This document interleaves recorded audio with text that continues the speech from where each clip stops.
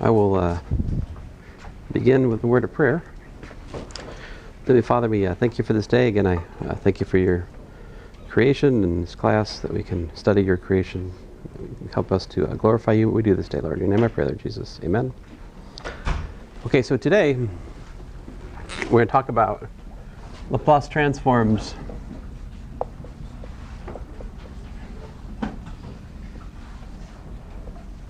and discontinuous functions. So to do this, we first need to understand some techniques for bookkeeping, let's say, with discontinuous functions that, makes things come together nicely. And so this is not in my notes, but when I finally do get around to editing my notes, this is one of the things that's going to go in for sure. Let's call the gate function. Okay, so a couple things. First of all, the unit step function at t is by definition 1 if t is greater than 0, and it's 0 if t is less than. Actually, I don't really even know how we defined it at 1. It doesn't really matter. So I'll let you guys pick it. Where do you want to put the equality? Student's choice this semester. 432. I'll take that to be the 1 then. All right, so this is that. Now, on the other hand, u of t minus a would be what? It's 1 if t is greater than or equal to a, and it's 0 if t is less than a. All right? So these are the so-called unit step functions. Sometimes they're called Heaviside functions.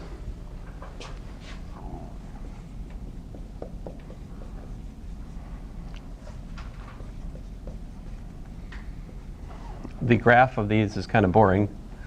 So like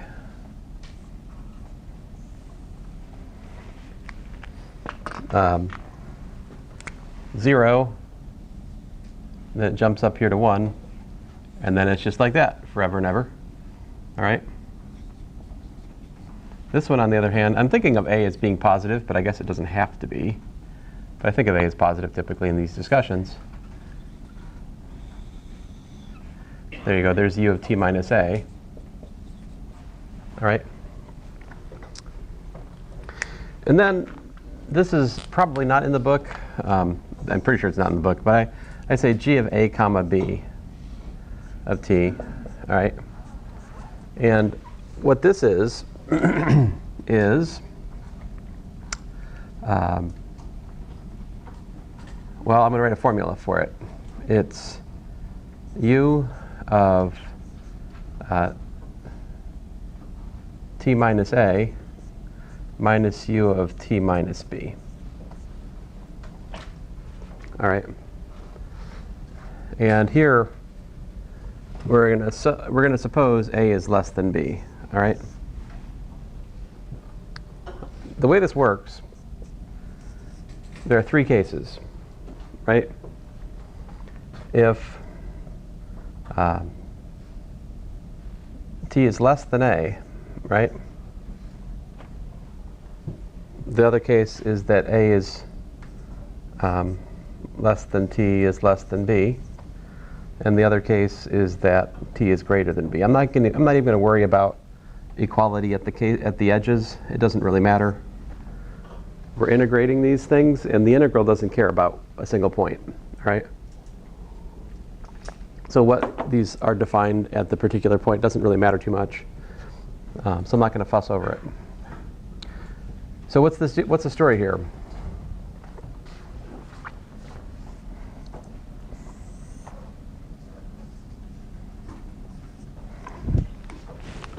When we're in the first case, when t is less than a, both of the unit step functions are 0, right? So we have 0 here like that. Then when we get to t equals to a, this unit step function turns on. Right? Unit step functions are like a switch. They switch on and off, right? So it switches on like that, right? So we've got 0, we've got 1. What happens at time b? The other unit step function switches on, right? So what happens? Then we've got, past that point, 1 minus 1, right? Which is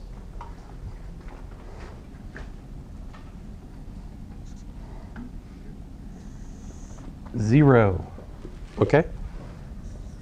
So my thinking for this label is it's the gate function. It's a gate function. All right.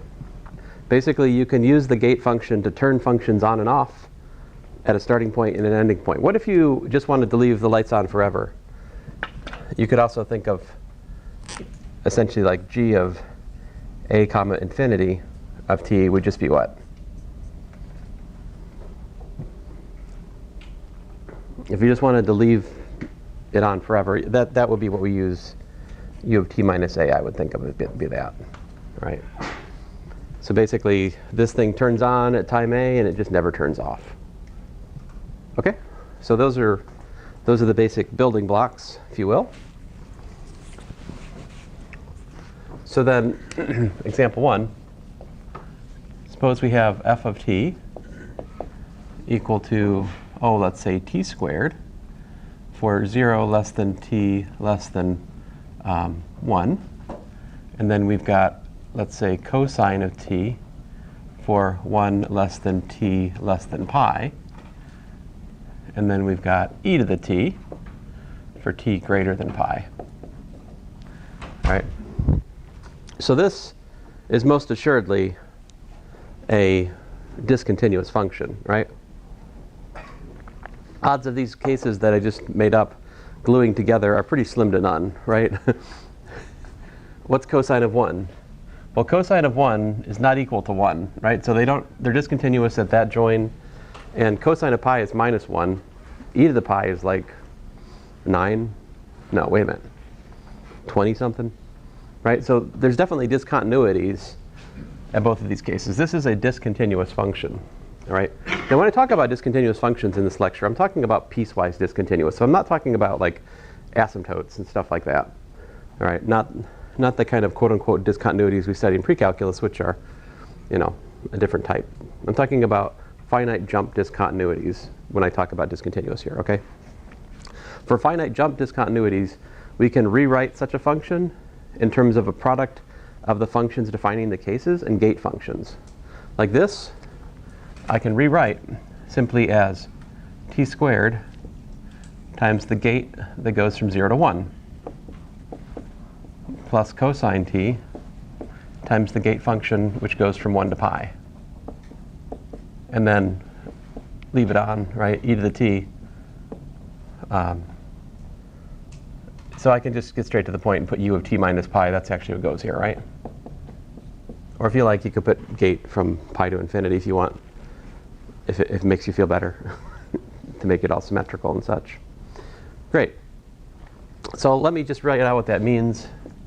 So we're talking about t squared, u of t minus u of t minus 1 plus cosine t times u of t minus 1 minus u of t minus pi plus e to the t times u of t minus pi. Now, it turns out that it is in our best interest to do some algebra past the point of the construction. So what you want to do, once you do this, is to group things that are common. So like, see this piece and this piece go together, right? This piece and that piece go together. And this initial piece kind of sits by its lonesome. So in anticipation of a future Laplace transform, let's rewrite this. T squared u of t, let's see here, plus, I'll do parentheses, cosine of t minus t squared, u of t minus 1, plus, what we got here? E to the t minus cosine t, u of t minus pi. So at this point, I have rewritten the case-wise defined function in terms of unit step functions. I've rewritten f of t in terms of unit step function. Sometimes I just ask a test question just about this. All right. Because this is like the basic step here to use the technique. All right, so then we need a result. So what happens if we calculate the Laplace transform, say, of f of t times u of t minus a? What happens then? We've got the integral from 0 to infinity, e to the minus st times f of t, u of t minus a dt. What happens with that integral? Think it through. How about the time before a?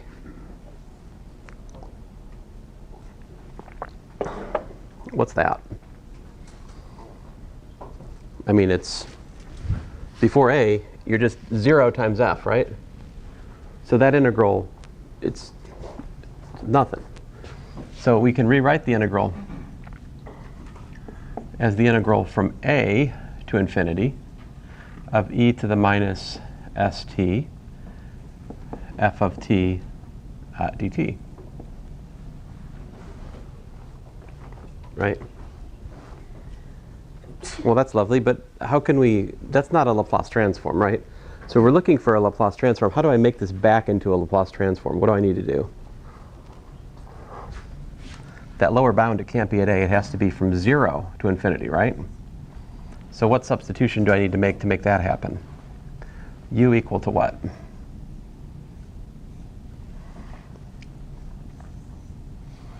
So if I want to change it from a to 0, I could let u equal to t minus a, right? If I do that, when t is equal to a, u is equal to 0. So that's the substitution I want. And notice that du is dt. And so we've got e to the minus s. Now what is t in terms of u, though? U plus a, right? So I have e to the minus s times u plus a, f of u plus a du. And let me just make one more step here. I can pull out an e to the minus sa, and then I'm going to flip the integral back to t just to make it look more familiar. This is e to the minus st f of t plus a dt. So I'm just here, u equals to t is my substitution. Remember, the variable of integration is just bookkeeping, you know. I could have left it as u. I turned it back to t again just so it would be very, very obvious what we're looking at. Well, hopefully obvious, which is what? It's the Laplace transform, right? This is the Laplace transform of what?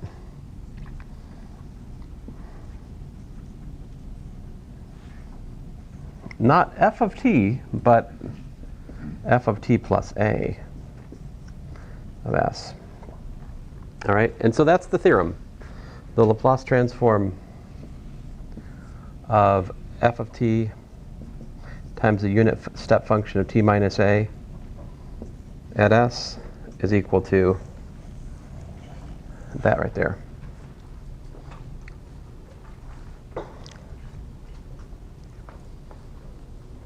And of course, you could take the inverse Laplace transform of this. So like the inverse Laplace transform of, well, I don't want to write that. We'll save that one.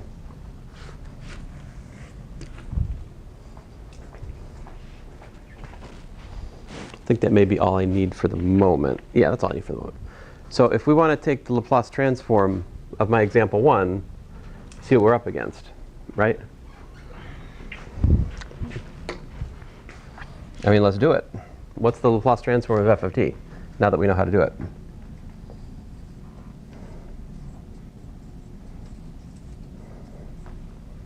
It is the Laplace transform of t squared times u of t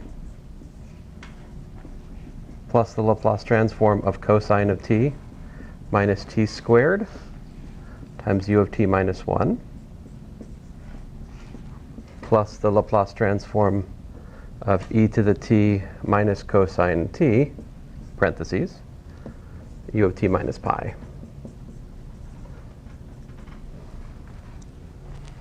Sorry, my theorem is colliding with my example, but you'll forgive me.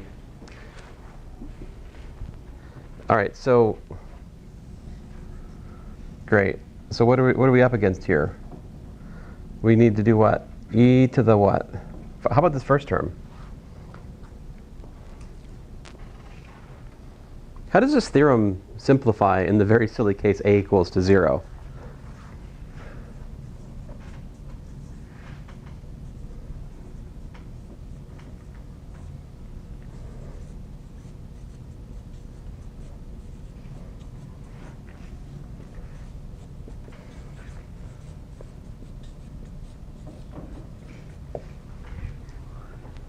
So in the first case, I don't really even need to do anything except for take the Laplace transform we've been taking all along. Because by assumption, all of our functions have done what? They've started at time 0. That was built into our discussion, actually. So this is just the thing we derived before. What's the Laplace transform of t squared?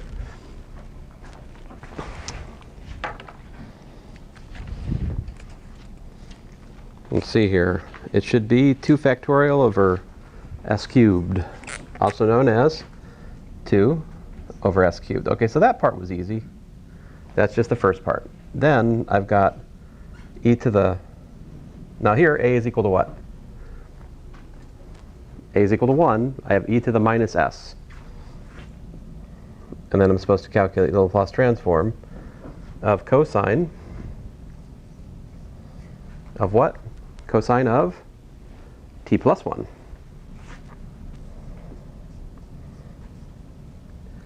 And then minus t plus 1 squared. And then I have plus e to the minus pi s times the Laplace transform of e to the, well, t plus pi time minus the cosine of t plus pi. All right, how should I handle these? How do we do these?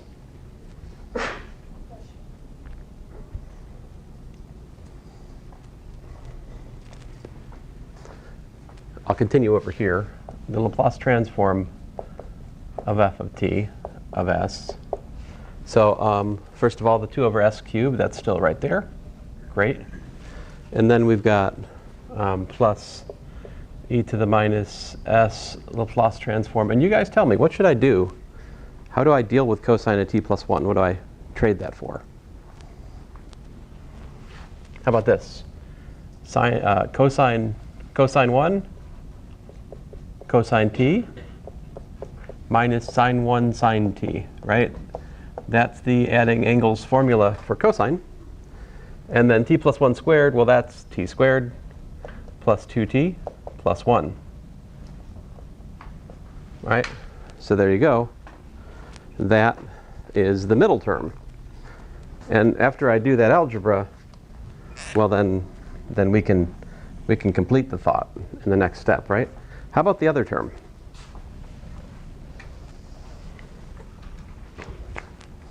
What do I do? I've got e to the t plus pi. How do I handle that?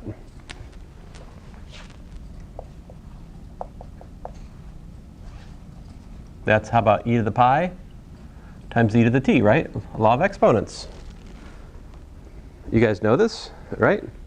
Although it has stopped many a differential equations class in the test, not knowing that law of exponents. It has happened before. But it won't happen to you guys, because we're talking about it now, right? So that's how we simplify e to the t plus pi. I think you know that, though. Cosine of t plus pi, again, we're going to use the adding angles formula for cosine. So, I mean, this is going to be kind of silly, but minus cosine pi cosine t, and then minus and minus gives me a plus sine pi sine t. But of course, do I really need to write that down? If you have a really good intuition for trigonometry, you should kind of anticipate that this piece isn't here, right? Sine pi is 0.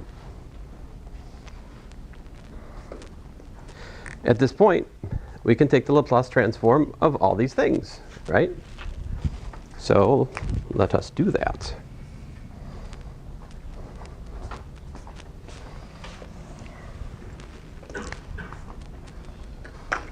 So we have 2 over s cubed plus e to the minus s. And that gives me a cosine of 1 times s over s squared plus 1 minus the sine of 1 over s squared plus 1 plus 2 over s cubed plus 2 over s squared plus 1 over s, close parentheses, plus e to the minus pi s, e to the pi divided by s minus 1 minus, cosine pi is minus 1, right? So that's really just plus s over s squared plus 1. And there you go. That is the Laplace transform of this case-wise defined function. All right.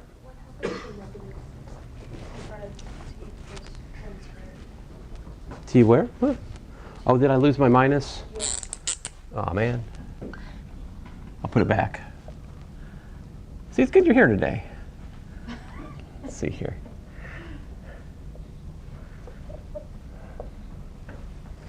Because Daniel would have told me that at the end of class. Is there a reason why we couldn't just make a substitution for t plus 1? Like just say it's u and then take the derivative with respect to du.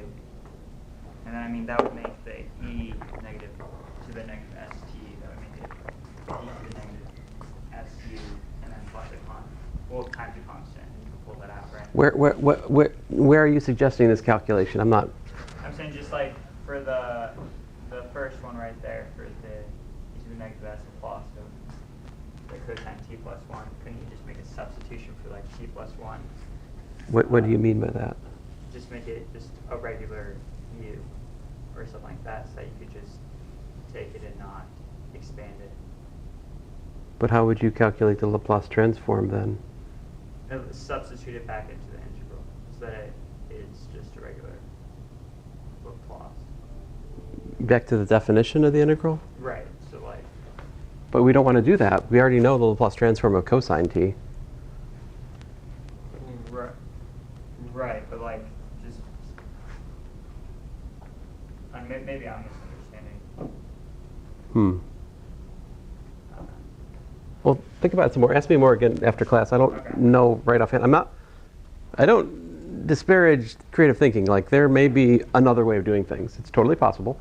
But the reason we're doing things this way is because we have the table. So we already know, like, it's already sitting on the shelf, like Laplace transforms of cosine t, sine t. That makes sense.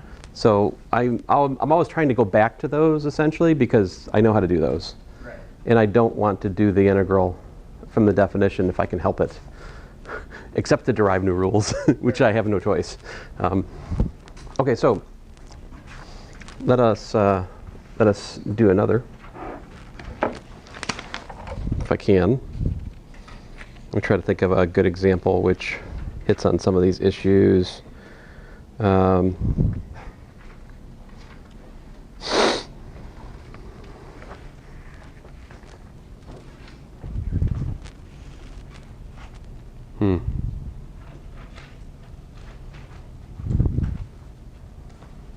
Okay, so example 2. Let's suppose that we have the function f of t case-wise defined to be, let's say, cosh t e to the t sine t. And then, let's see here. Oh, I don't know. T e to the minus 3t there. That should be sufficiently horrible for us. So 0 less than t less than natural log of 2, and natural log of 2 less than t less than pi over 2, and then t greater than pi over 2. I'm going to regret this example, so let me not dilly-dally. Otherwise, this will eat the rest of class. All right. So first off, this is going to be equal to cosh t, the gate function from 0 to log 2,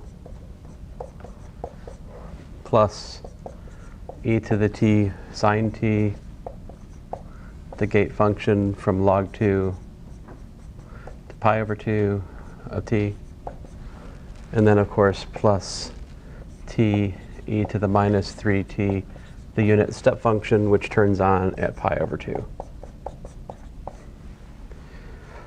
Now, I don't require you to write the gate function step down. It is completely legitimate to jump straight to what I'm about to write. All right, it is completely legitimate to just immediately go to, okay, so what we're really looking at here is, you know, cosh t times the unit step function of t plus parentheses e to the t sine t minus cosh t u of t minus log 2 plus parentheses t e to the minus 3t minus e to the t sine t unit step function of t minus pi over 2. Like, that is the quickest way to get to where you need to go, just to write that down. If you understand that, the pattern, feel free to do that. But I'm trying to motivate it in terms of the gate functions because I find that natural. Okay, that's all. So you're completely within your rights to just write this down once you go from here to here. You can just do that. All right, there's a pattern. You know, the next case minus the last case. The next case minus the last case. The first case, you know, there's the pattern. Now that I have that, I can Laplace transform this thing. So the Laplace transform of f of t then at s is equal to, well, we worked this out before. Cosh s is s over s squared minus 1. And then we're looking at e to the minus s natural log of 2 times the Laplace transform of e to the t plus log 2 sine of t plus log 2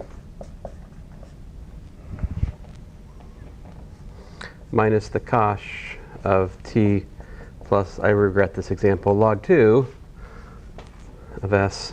Why did I do this to myself? Plus e to the minus pi over 2 times s Laplace transform of t plus pi over 2 e to the minus 3 times t plus pi over 2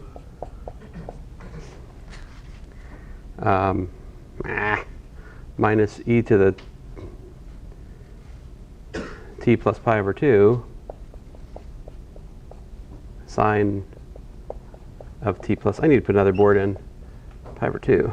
I mean, somebody needs to. Not that I do such a thing.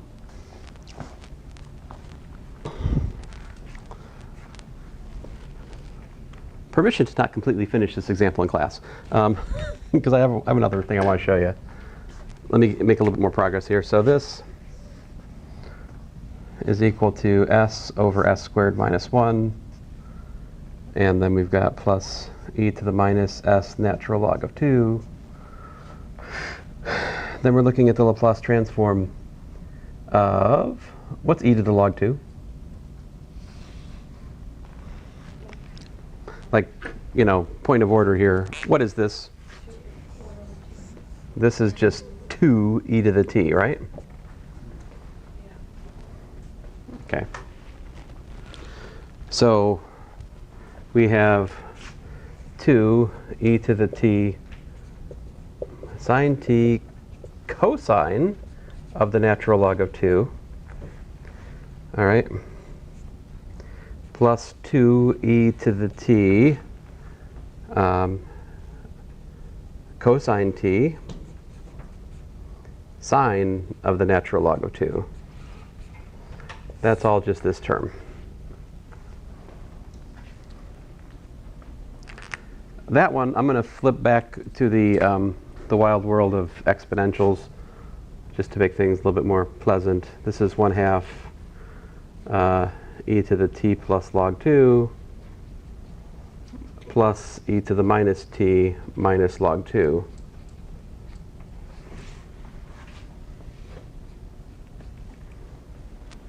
Let me just do some commentary there before I do the next step.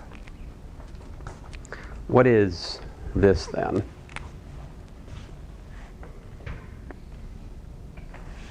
This, like we were just saying before, this is 2 e to the t, right? This one, on the other hand, that gives us a half, yeah? So that gives us 1/2 e to the negative t. Don't forget the half out front, though, all right? And then let me call this thing over here Bob. All right, so plus Bob. We'll come back to Bob in a minute. So what I got here, now we can do the Laplace transform. We've got s over s squared minus 1 plus e to the minus s log 2. And how's this go? The cosine log 2 is just a number. 2 is just a number. So we get 2 cosine natural log of 2 divided by s minus 1 squared plus 1. Why is that? Why is that? Why the s minus 1 there?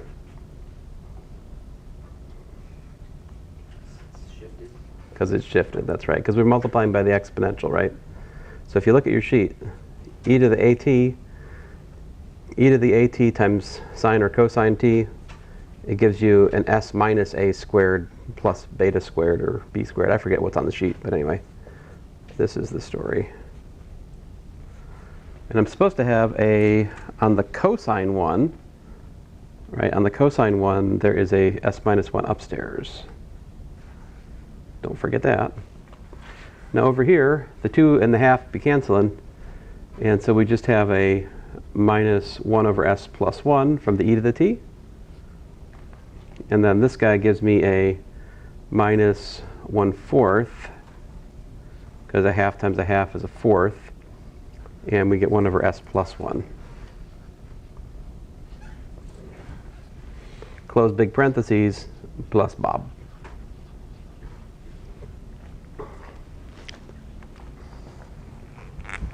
Let me see if we have time for Bob or not.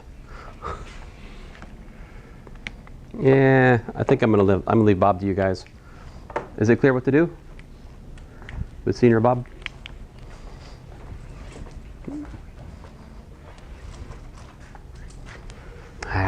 Fine, I'll do Bob. So we have e to the minus pi over s Laplace transform of t plus pi over 2 e to the minus 3 times t plus pi over 2 minus e to the parentheses, well, t plus pi over 2 sine of t plus pi over 2. So how do we take the Laplace transform that we're up against here?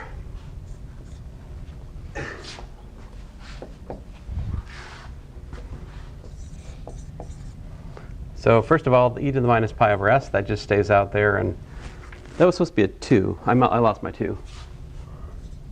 Minus pi over 2s, there we go. And then, all right.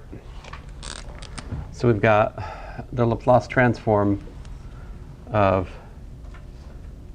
let's see here, we get e to the, I'm going to bring that up front, e to the minus 3 pi over 2 times t plus pi over 2 e to the minus 3t. All right, so just laws of algebra. That's a constant. Bring it out front. Likewise, over here, we've got e to the pi over 2, just a constant. Let it be there. And then you got e to the t. And what's sine of t plus pi over 2? You got sine t cos pi over 2 plus cosine t sine pi over 2. I hope you're noticing you need to know the adding angles formulas, otherwise you can't do these at least correctly. Cosine t. So that's just cosine t, actually. Right? And as such, we're done. So this is e to the minus pi over 2s parentheses.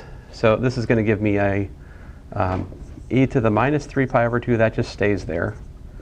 The t times e to the minus 3t gives me a 1 over s plus 3 quantity squared. And then we get a plus pi over 2 times s plus 3.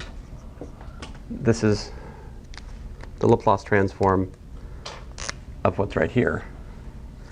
Don't let it be said I didn't close the parenthesis. There it is. Okay, that's directed outside this class, but anyway, it's going to land.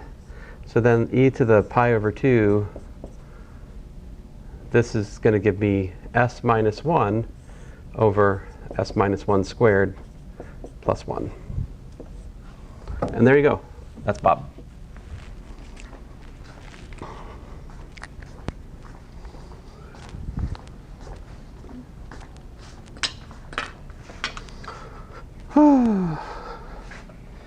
So, now that we've seen this, let me show you a differential equation that involves this skill set.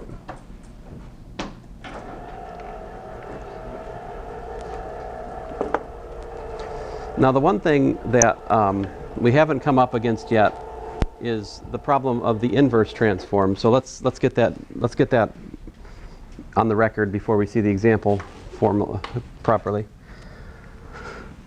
So if you have our fundamental theorem is what? The Laplace transform of like f of t times u of t minus a was what?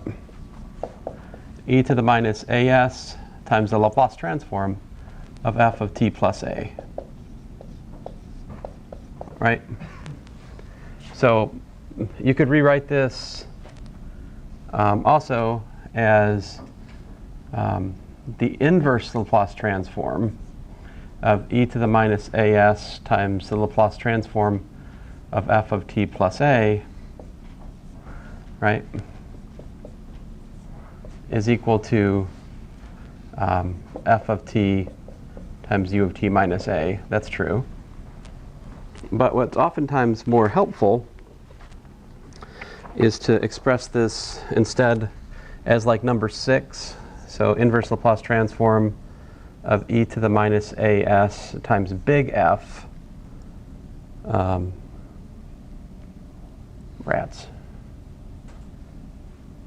Well, let me just say this. Let me not use F. Let me use a different letter because it's not the same function technically. So g of s of t is equal to g of t minus a, u of t minus a. So there's a substitution going from here to here, but this is sometimes helpful in terms of the inverse transform. Let me put this into practice before I show you the example. Okay, so suppose, example 3, we'll make this is finally an easier example. Suppose you were to try to calculate the inverse Laplace transform of, I don't know, e to the minus 3s times, let's say, s plus 2 over s plus 2 squared plus 9. All right, we'll just go with that. This is, if this is g of s, right? What is g of t?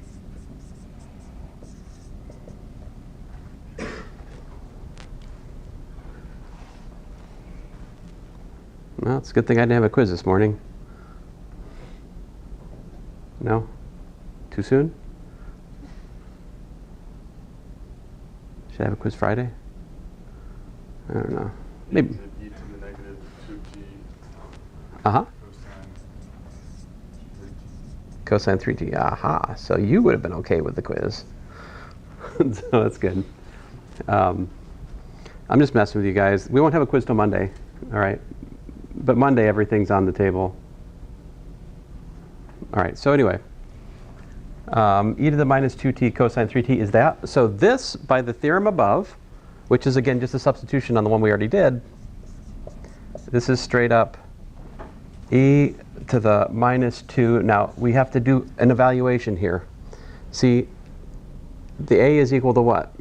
3, right? So we have g of t minus 3 is e to the minus 2 times t minus 3 cosine of 3 times t minus 3. So here we go.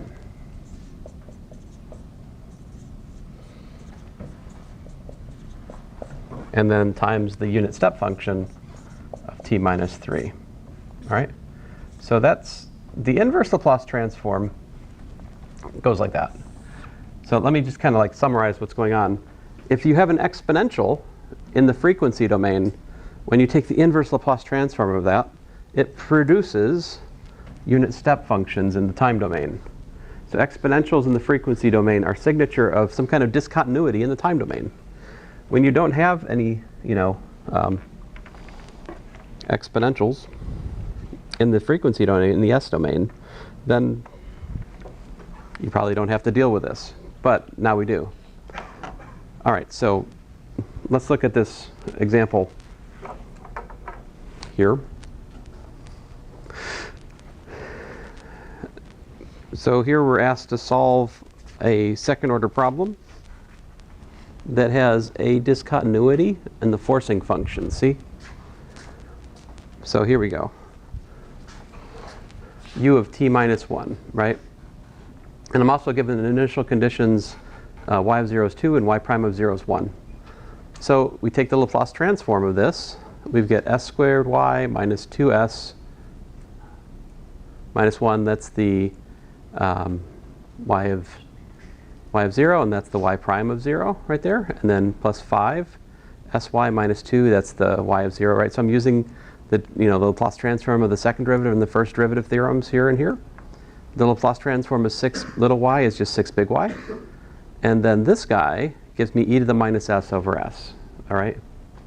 So, all right. And that's sufficiently important, like knowing the Laplace transform of the unit step function, that I just wrote it as its own little blurb, its own little, it's right here. It's right there. Again, maybe, well, anyway. I'm not entirely content with this sheet. I think it could be improved, but you can write on your sheet, by the way, if you want, So I think that's probably what we should do for the test. Is this test, you can just bring the Laplace transform sheet with whatever else you have written on it, right? You write on the back. You can write on the back, yeah. Yes. There does exist the chance that I'll improve it and give you an improved version to write on, but I'm not sure I'll have time to do that or not. So I won't promise it. It's on my list of things I'd like to do. So here we take the Laplace transform, we get this, all right? And then we solve, isolate the big Y. Notice the characteristic equation in S appears again like I told you it would, right? S squared, like lambda squared plus 5 lambda plus 6 is what we had before. But instead of a lambda, we've got an S, right? Because of what we're doing. Now solve for big Y, you get this, all right? Oh no, look at this. Missing parenthesis right there. I'll tell you what, it's a problem. Anyway, so this, we can partial fractions into that and that, all right? Fine. But on the other hand, the partial fractions for this 1 over this cubic turn out to be these 3 things. Now, understand that showing these 2 things carefully would have easily eaten 15 minutes of class time, right? So there's work involved there. Partial fractions is something you need to learn. it would be good for you guys to work out the steps that led to this and that. But anyway, so what we then have, the inverse Laplace transform of little f, a big F, is little f, which is going to be 1/6 minus 1/2 e to the minus 2t plus 1/3 e to the minus 3t. All right? And of course, the inverse Laplace transform of this is just 7 e to the minus 2t minus 5 e to the minus 3t. But when we take the inverse Laplace transform of big F of s times e to the minus s, which is what we have here, right? E to the minus s times this big F of s, then I have to use the theorem. And the theorem says simply that if you have an exponential in the frequency domain, it basically turns into a unit step function in the time domain, and you have to shift the time variable. All right? So here it is. And if you just look at the solution, it makes a lot of sense if you think about what's happening, right? We have this one solution at the start. This is 0. When time is less than 1, this is 0, right? So this is the solution from time 0 to time 1. That solution is simply the response to the initial conditions that are given, right? If you plug in time 0, you get 7 minus 5, which is 2. If you differentiate this, you get minus 14 plus 15. If you plug in time 0, you get 1. So this is just the response to the initial conditions of the system. And then at time 1, this thing switches on like that. And after that time, the solution responds to that impulse, right? That force, rather. And that's the story from that time on out. But as you can see, these problems are a little bit formidable, because for a second order problem, even for something as simple as the unit step function, you have to do partial fractions on the cubic, right? So here's another one that's kind of the same kind of example. 7 y prime, right, 12. So I take the Laplace transform, I solve for the big Y, I get two pieces. I get one piece which has no exponential, I get another piece which does. You have to treat the part without the exponential and the part with the exponential separately. They warrant a different approach. You do partial fractions to understand how to decompose this. In this case, the partial fraction works out like this, which means that my f of t is that. Then, so the inverse Laplace transform is, the inverse transform of that, which is just e to the 4t, and then this I get, f of t minus 4 times u of t minus 4. So I hope you see that it's the same technique again. But you have to have some situational awareness. You got to know which part of it you need to use the exponential theorem for, and the other part you don't, right? Like, you don't just do everything with the exponential. You have to apply this theorem here, to the part which is like that, not the whole thing. Let's see if I can find another one. That looks like a repeat. Is that the same example again? I think I may have just cut and pasted the same example twice. That's funny. I don't think there's a difference between those. Well, the initial conditions are different. That's funny. Wonder what... I'm trying to see the difference between these examples. Well, anyway. Let me go back a bit here.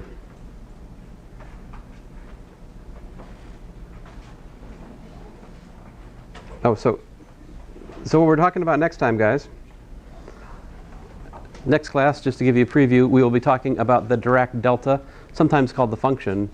This madcap piece of mathematics is this contraption which is 0 if time is not equal to 0 and it's infinity otherwise. So we're going to talk about something that's infinity at a point next time, and we're going to actually explain how that solves physically interesting problems. So that's what you have to look forward to next time. Thanks, guys.